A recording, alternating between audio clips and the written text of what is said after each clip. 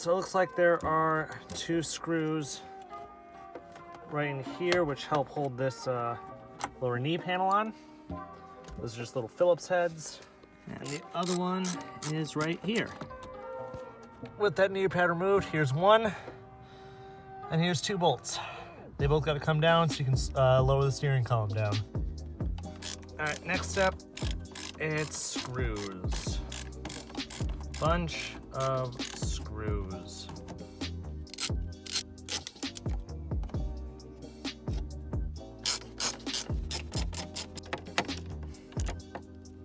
That's sneaky as hell.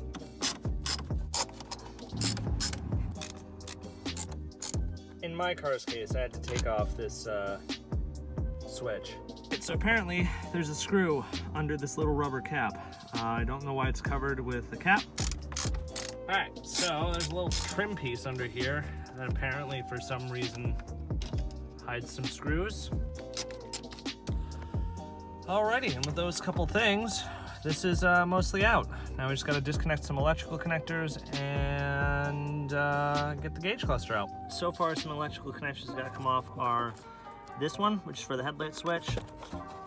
This one back here, this little brown one, that's for the wash and wipe, the lights for that. And then this one, which is for this blue one right here, which is for the washer switch. That's off. There's actually 2 blue connectors. They're kind of a pain to get to, honestly. And then there's these 2 connectors. And now you're left with realizing that no hardware, no hardware. 1 screw. That's the 2 screws. 3 screws total. There's supposed to be 5. So yeah, that's fun. Back inside, this thing is gross and dirty. And as far as solder joints go, they look kind of old. I'm gonna reflow all of them anyway. All right, so all of those solder joints have been reflowed. All the connections are cleaned up as much as can be. These are pretty gross still, but what are you gonna do? Yeah, it's dark out right now and I really don't want to put the whole thing back together tonight, so I'm going to do that tomorrow. All right, so day 2 update. Looks like the voltmeter is fixed. Oil pressure gauge is not.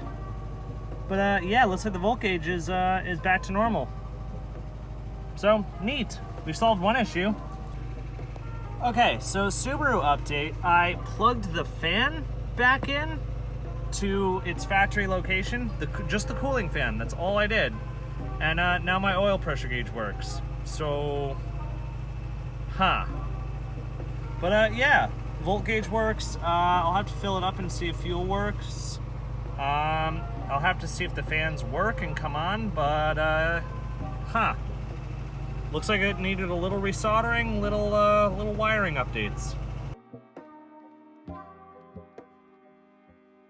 In my Jetta right now, and this is disassembled because on the drive home from getting these seats last night, this yeah, one of the bushings just kind of went, so it's currently in first. Oh, there we go, I caught back in. But yeah, the bushing that attaches, I don't know if you can see it, but there's a linkage down in here that attaches the linkage to this is just completely gone, so it can slip off the, let's see. There we go. Maybe you can see the linkage down there. This is supposed to be attached to it, but yeah, so I'm gonna have to fix that. So yeah, these are the seats I got. This is a passenger seat. It's in better condition than the one in my car. This is the driver's, which it's got a little wear, not a whole lot. I only paid 40 bucks for them, but it's better than having a seat that doesn't actually go with the car. It's honestly kind of a shame because this isn't a bad seat by any means. And I've always liked the single-sided headrest that those seats have, but it's unsafe. And you know, this old thing doesn't need any more help being unsafe. Alrighty, so yeah, it's actually 2 days later, but The seats are in. They look great. I did a bunch of cleaning up in the dashboard and door panels and windows and shit like that. So yeah, it's actually coming along pretty good.